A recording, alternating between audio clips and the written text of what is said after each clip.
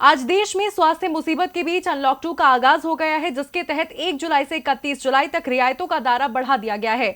लेकिन आज के ही दिन 3 साल पहले 1 जुलाई 2017 को भी एक बड़ा बदलाव देश में देखने को मिला था, जब केंद्र की मोदी सरकार ने टैक्स व्यवस्था में सुधार के लिए वस्तु और सेवा कर यानी जीएसटी लागू कर दिया था।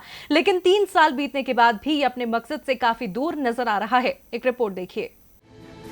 देश की अर्थव्यवस्था के लिए साल के 7वें महीने का ये पहला दिन 1 जुलाई 3 साल पहले इतिहास में अपनी अलग जगह बना गया, जब केंद्र की मोदी सरकार ने इस दिन देश में माल और सेवा कर यानी जीएसटी प्रणाली को लागू किया। देश की कर प्रणाली में सुधार की दिशा में इसे बेहद महत्वपूर्ण कदम करार दिया गया। आज जीएसटी लागू हुए 3 साल पूरे हो गए हैं। जीएसटी के वजूद में आने से रोजमर्रा की कई चीजों पर टैक्स की दरें बदल गईं, लेकिन जिन 5 मकसद को लेकर जीएसटी को लागू किया गया था, वो अब तक हासिल नहीं हो पाए हैं। जीएसटी लागू करने के पीछे 5 मकसद थे। महंगाई पर लगाम, अनुपालन बोझ कम होगा, टैक्स चोरी पर लगाम, जीडीपी में इजाफा, टैक्स कलेक्शन को बढ़ाना।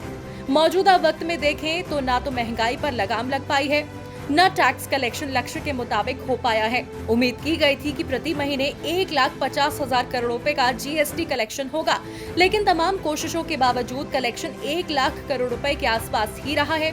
साथ ही जीएसटी काउंसिल अभी भी जीएसटी में टैक्स चोरी को रोकने की कवायद में लगी है। जहां तक जीडीपी में ग्रोथ की बात है, तो कहा जा रहा है कि जीएसटी लागू होने से 2% तक जीडीपी में सुधार देखने को मिलेगा, लेकिन वित्त वर्ष 2019-20 में जीडीपी ग्रोथ पिछले 11 सालों के सबसे निचले स्तर पर पहुंच गई। 2017-18 में भारत की जीडीपी 7.2% थी, जो 2018-19 में घटकर 6.8% हो गई, और अब 2019-20 में जीडीपी 4.2% दर्ज की गई। इतना ही नहीं, आगे और स्थिति बिगड़ने का अनुमान लगाया जा रहा है। इतना ही नहीं, अभी भी बड़े पैमाने पर लोग जीएसटी को समझने में उलझे हुए हैं। इसलिए संभव है कि आने वाले दिनों में सरकार इसे और सरल बनाने पर काम करे, ताकि जिस मकसद से इसे लागू किया गया है वो पूरा हो सके। डीबी लाइव की रिपोर्ट।